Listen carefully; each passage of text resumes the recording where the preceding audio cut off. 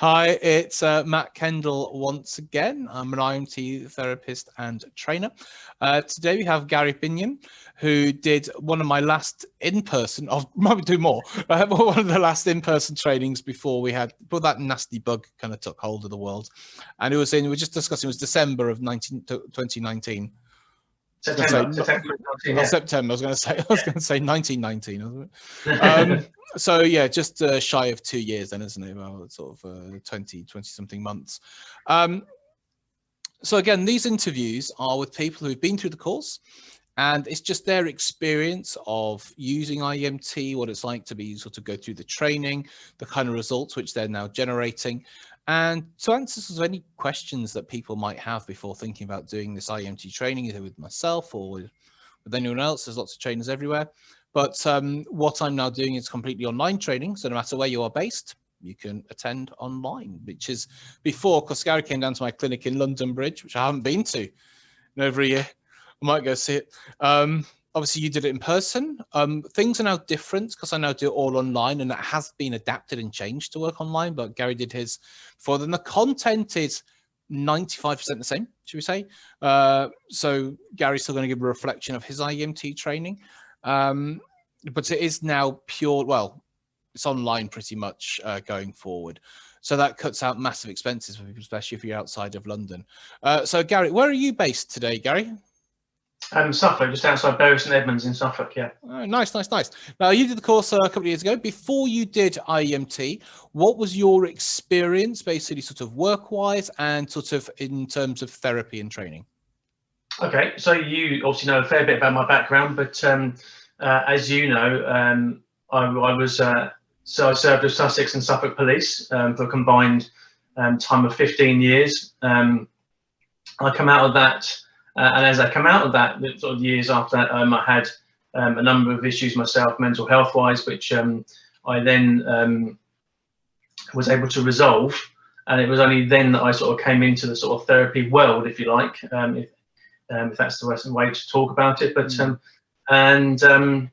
started to realise that there are a sort of plethora of other therapies and support and various techniques out there.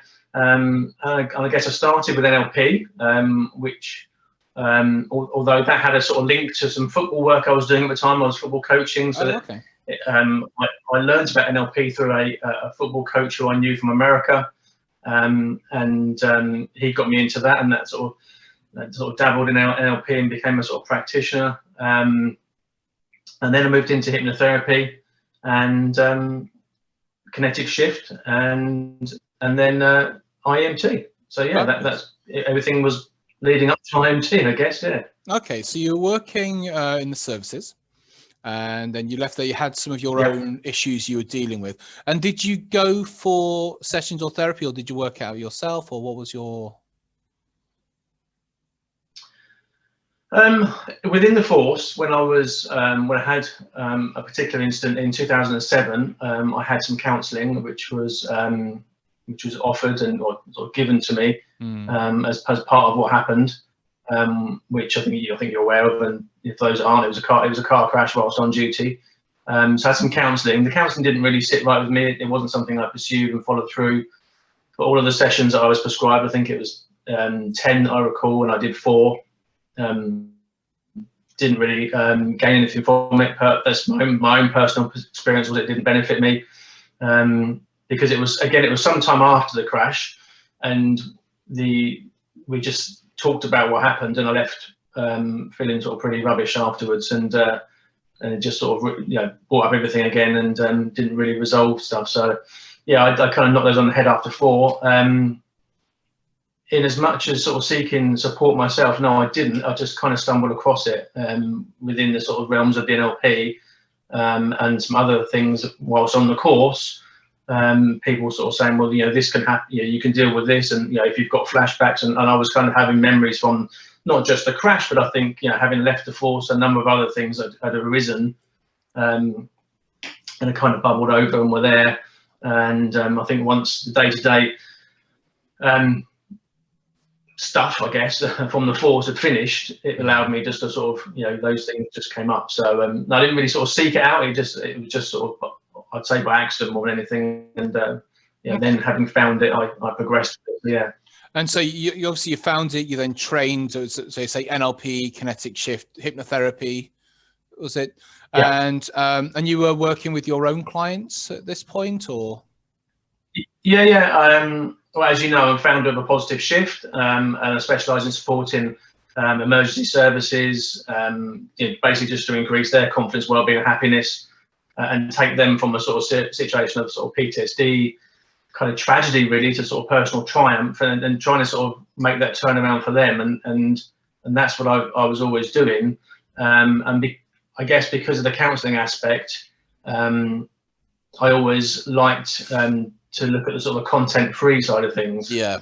And that's where I sort of have sort of swung towards with all of my therapy and my work, really making things content-free, and the people I work with, the nature of the people I work with, have really it's really endeared them to me, because they've liked that and not having to go into the detail, I guess, like I did that time. Yeah.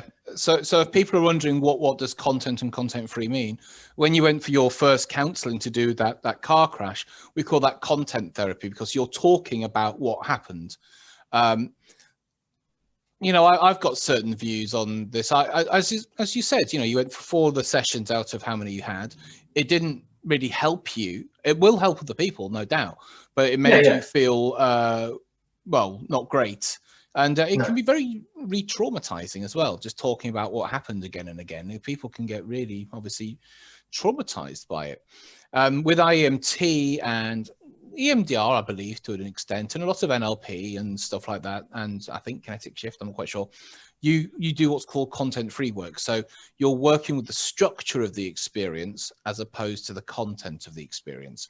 So by that way, the client can engage more and be less emotional, because you're actually just talking about, so basically I can see an image, it's this far, I'm hit, you know, it's, I mean, you're actually talking about what you can see and feel, as opposed to, and then this happened and then this happened, you know. So there's nothing really you can do much about the narrative. What you can do about the structure. So let me ask you, how did you first hear about IEMT? Well, I've been looking into EMDR because it had been recommended to me because of the benefits of dealing with PTSD and trauma, which is kind of where I was coming from within the emergency services. But not being a medical professional sort of / psychologist, and not having time on my side to train for that, I wasn't able to do EMDR, and I wasn't able to sort of apply for the certified training, etc. And at the same time, you and all your videos and were popping up with algorithms or whatever that it was all over my timeline, and yeah, it was as simple as that. It was all over my Facebook timeline, and I got in touch with you. We spoke. We had a good conversation over the phone about, you know, what it entailed, how it would fit with what I do. The content-free element was discussed, you know, and it really resonated with me and fitted with where I was as a practitioner at the time. So yeah, it made sense to jump on that course in 2019. So how did we become friends originally on Facebook? Do you know, or was it just one of those things that? Do you know, I've been trying to remember, and I can't remember, if I'm honest. We just did, and I just remember you were really, I know you are anyway, but you were really active at that time with lots and lots of videos, and yeah, it was just constantly there. But I don't remember. I mean, obviously I'm in a number of therapy groups, etc. So maybe it popped up in there too. So yeah, it may have been from the start in there. Yeah. And that's it. And I do believe, sort of, with marketing, it's like if you educate people into what you do, there's no selling process. It's essentially, you know, I didn't force you into buying anything. You just saw what I was offering. It interested you. It resonated with what you were trying to do with your work. And you came to do the course. So let's talk about the course. It was a 2-day course. It was a weekend course. Yeah.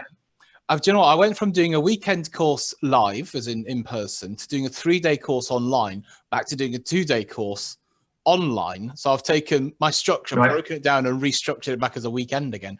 So tell me, what was it like going through the course? What was the experience like? What was the training, the structure, the techniques, the group you worked with, the results you got, the results you saw other people, and overall? So there you go, take it away. Lots of questions. What was it like? I mean, I loved it. It was really good. I mean, I stayed over in London to get the sort of, you know, benefit of it, so that it wasn't sort of stressful, you know, there and back. A really, really great group with, you know, people who have gone on to do incredible things, as you know, still in contact with a lot of them. Really interactive, which I liked, and the results were instant. I like to, you know, to get involved. I know I volunteered for one of the two things that you did, and I was the stooge at the front. But yeah, that's fine. I don't mind doing that and getting involved, because I, you know, I learned through that massively. So I was really pleased, especially my members still remember now. There was getting involved in the identity work we did on day 2, and totally not knowing what it involved, but I was up there, and you did the work with me there, so that was great. But yeah, really good group, and I say it's good to just constantly keep breaking out into little groups, to little pairs, to do the work together. And I mean, I personally learn a lot, and I learned it that way, so it was really helpful. So yeah, that's what I always say these in these videos. But basically, what I do is, so everything's in modules, so everything's broken down into the different techniques. Introduction and explanation of what this is, a demonstration like I did with yourself. You then go and do it in person, you do it in pairs, and then online you do it in a breakout room. And then basically a review, we go through people's results, experiences, and any questions and comments that people have from that as well. Let me ask you, from the thing that we did, was the I, me, self, you identity illustration, wasn't it? Yeah. How was that? How did that sort of impact you? What was that actually like for yourself? I think, well, it was really impacted because to explain, you know, about the identity from my point of view, and being in the chair, being you asking me the questions, and for me to give that, you know, those ages in relation to the identities was massively impacted, because I didn't think I would come out with some of the ages that I did, you know, and it was, and I you were sort of, you know, give the first answer that comes to mind, you know, and I was, you know, impulsively just gave what seemed at the time quite random answers, and almost not real answers, and, you know, didn't seem quite, you know, but they were so young in a couple of the identity, you know, I think made myself, I think, you know, almost laugh. I think it didn't seem real, but it was great. Yeah, it was really impactful. I think it was very useful taking it on into working with people now, because it's you know, to give that sort of perspective on the people I've worked with. It's been great. Yeah, and this is why I like to do so many exercises with people, because I believe it makes you a better therapist if you've been through it. You know, actually had it done on yourself, and you've had a chance to practice it, because I want you to practice, make mistakes. It's absolutely fine. And then we'll refine it. So when you then go out into the real world and go and do it. So you did the course, and then you did your case studies afterwards. So let's talk about those first, and then we'll talk about your other work as well. So I'm just trying to, I don't know what I'm trying to do, trying to get comfy on a number of chairs here. So working from home is so much fun. Trying to adapt things. So you did the course, and then you went to do your case studies. How did you find your case studies? Like, where did they come from? And what was it like using the skills, the IEMT tools and techniques, with people who, because I think with a lot of hypnotherapy and other kind of stuff as well, if you know the person, if they know about the technique, you can get like what we call false positives. That's where people will kind of play along, especially if they know you, because they want to make you feel like, you know, if somebody goes on a cookery course and they make a cake and you make and go, oh, that's really nice. You know, so with IEMT, we like you to work with people who you don't know. And the vast majority of the population have no idea about eye movement work. And so you can't get false positives. They can't play along because they don't know how to. So where did you find your case studies? What kind of issues did they have? And how did you find applying the techniques? Yeah, I just put an advert out, you know, a post out on Facebook, and asked for some volunteers. And I went with, you know, I took 5 and used those as case studies. It was a number of different incidents. And I was trying to sort of recall them earlier, to be fair, because it's obviously been a little bit of time. But I remember one was around, again, because it's sort of largely, you know, content free. I'm not really sort of disclosing much by saying, but one was around a domestic issue, and helped them with that. Another one was a firearms issue, a firearms incident that they had attended, and the outcome of that. One was again firearms related, but it was called Shotgun. I remember, yeah. And another one was a fatal crash that they'd attended. So yeah, those were the 4 that I could remember the case studies. Yeah, and it was really good to work with them, and the benefit, I guess, if that's the right word, of working with some of the people I do is that there are a lot of memories that they can use, and that we can benefit from this IEMT. And obviously I was just simply using the IEMT process with them throughout, and yeah, the impact was so positive and so quick. I know we've sort of spoken in the past and sort of said, I've always sort of commented about people when they come through the door, when you see them initially and they're sort of, shoulders are down and they're sort of quite, low, and yeah, the whole body language and the whole persona they come across. And within sort of, half an hour, 3/4 an hour, maybe an hour tops, that their body language, everything is just, so much bigger, brighter, lighter, and it's just. And then let me ask you, when you see them the week later, what's that like?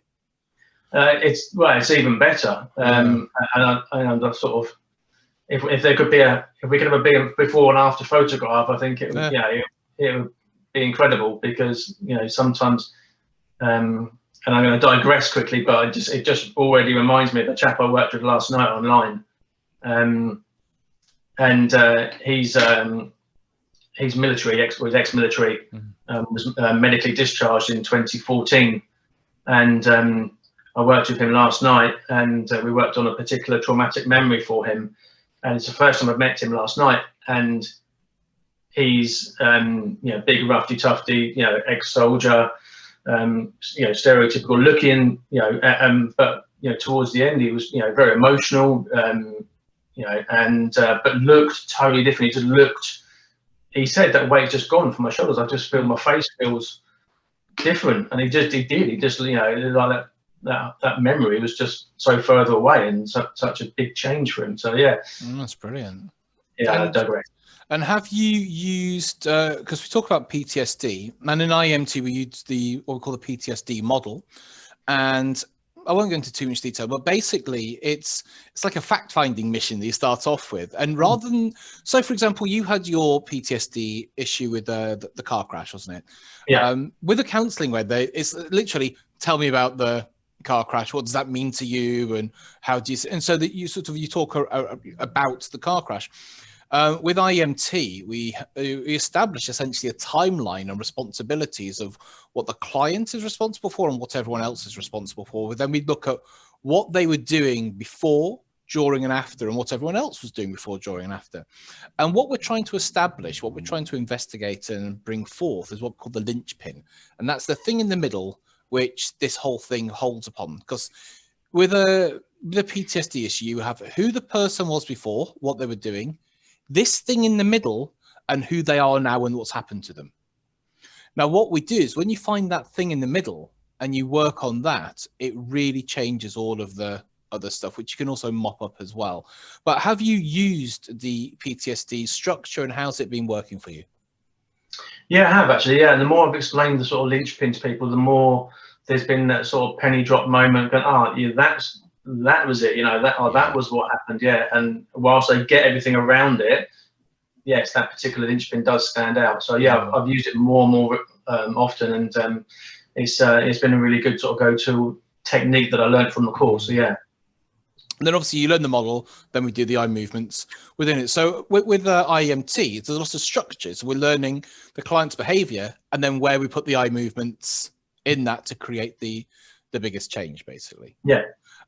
With some of the people you work on, so you primarily work with people in the forces and sort of frontline emergency services? Yeah, emergency services, and more recently, some military people, yeah. So yeah. Military.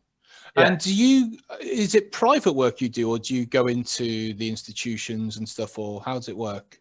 It's private work, and people are referred to me, right, from the institutions or charities are referring into me, yeah. Okay.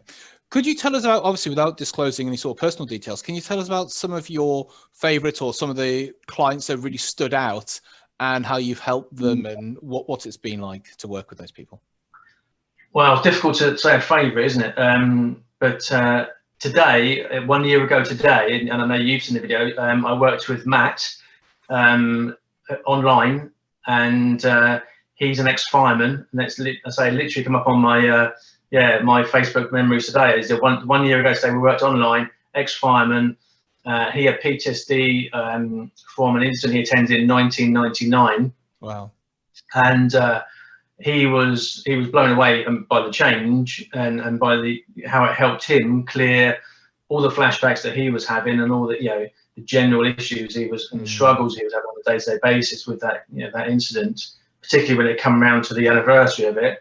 And as you know, he was kind enough to do a video testimonial for me, and then that's got I think just over 4,000 views now. So yeah, it's difficult to say that's my favourite, but obviously I'm massively grateful to to Matt for doing that, and it was he offered to do that, so that was really kind of him, and it was just again testament to how powerful and how strong that support was I was able to give him. But I've worked with lots of emergency service workers, and I say more recently some military people.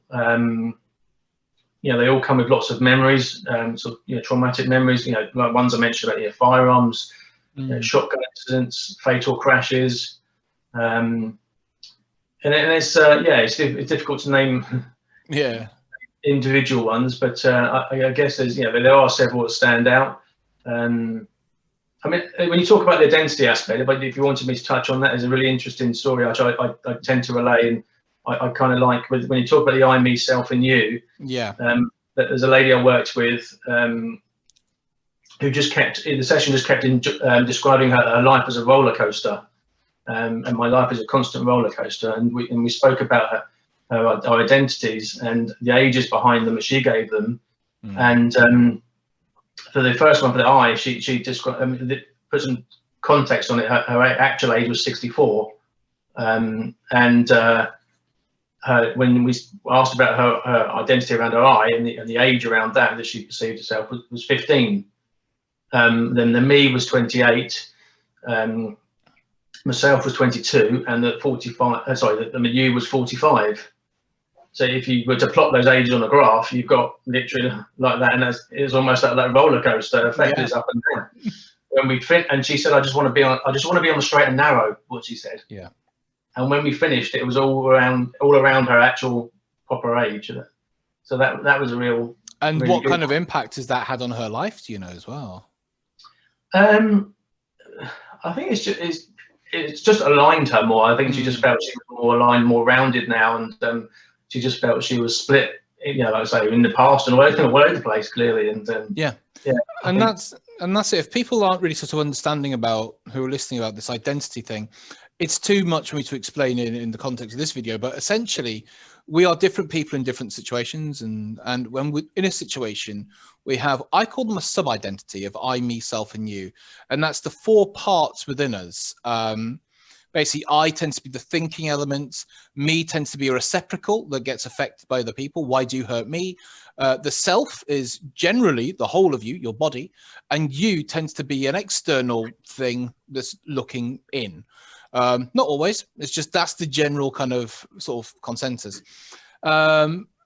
Each of these identities has a location, an age, and an experience that's going on around. So when people say they feel so confused and stuff, if you do an identity elicitation from, let's say, when they're in a meeting, they might be 50, but they might feel like a 7-year-old because they're back at school in that part, and they might feel like this and that.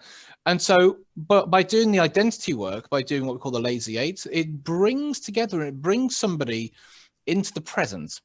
And so it aligns all of these different things. So rather than all these different directions, it brings it into a straight line, literally brings people sort of into an integrated way of being.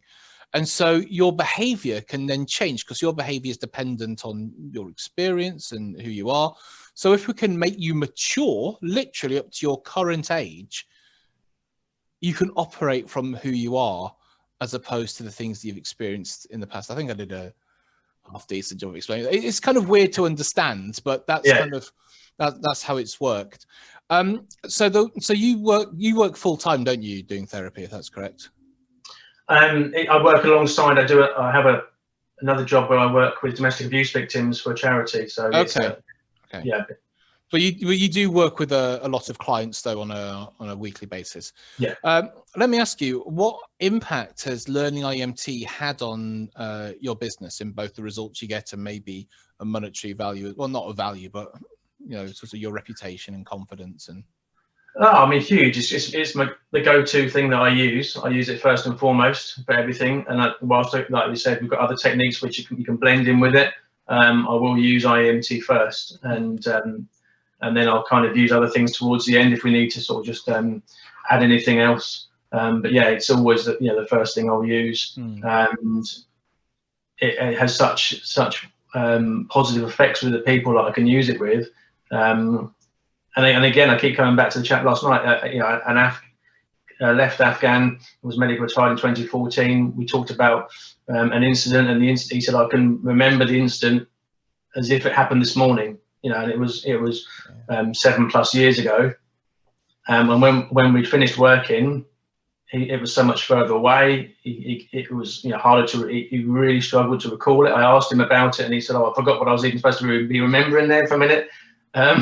And yeah, he just so much different within that short space of time. So that was the first session, and obviously I'll go on to use other stuff, other IMT things, things with him. But yeah, just really good, really positive, and yeah, it makes a great difference to my business, and so helpful. Be able to do it online as well, been massive. Yeah. And have you found, because this is what I find with a lot of people, when people do IEMT with somebody, it generates a lot of referrals because people change in such a short space of time that you can be in, say, counselling for a year. You might not, you might know your friends, or you might be in counselling, you might not know.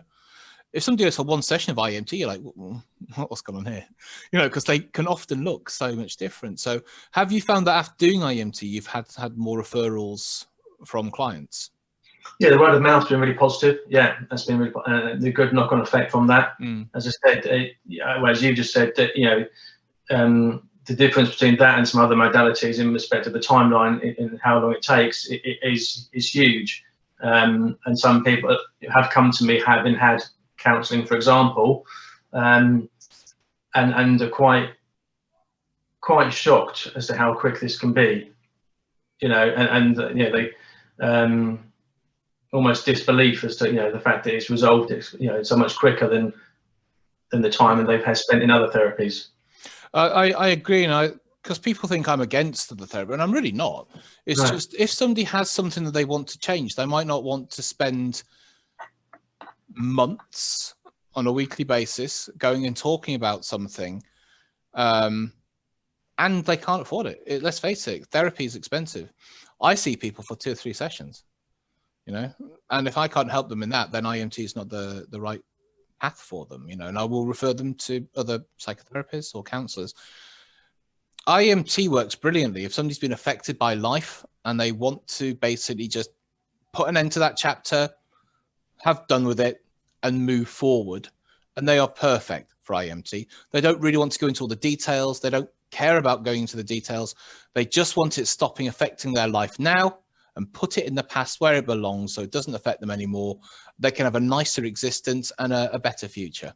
And that's absolutely, matches it. And I think that's, I'm not against talking about things. And obviously, because I have that lived experience from my policing background, I'm happy to talk about things with some people, and I do, so that I wouldn't say that, that there's no talking goes on in the session whatsoever, because it is content free. And that lived past experience does help, and it is of benefit, and people do relate to that. But however, because when they do come to me, I think they've probably been through the GP, spoken to their family, the GP, maybe occupational health, maybe had counselling, maybe had something else. Do I really want to put them all through that all again, and probably get a watered down version of it anyway, when we can just jump in and we can work on that memory and just get on with it? So on those memories, those feelings, that identity, the identities of the people, and it's all done in a very short space of time. Like I say, I usually work with people for 2 sessions. Other people do longer, especially if you're blending hypnotherapy or coaching, you obviously can extend that further out. Well, brilliant. Let me ask you a couple of little questions that people always have before doing the course. Value for money, how did you find it? Yeah, absolute 100% value for money. Probably too cheap, if I'm honest. Yeah. I think you've heard that before, haven't you? I have, to be fair. So and I actually reduced it during the pandemic. I'm going to put it back up again to its price. But when people are listening, it's literally about sort of £300 or £400. You know, it's not expensive to do the course. It's 2 days. There's no upsells. I don't have anything else to sell you. There's no training. There's no program or coaching program or anything like that. How's the aftercare support after you did the training?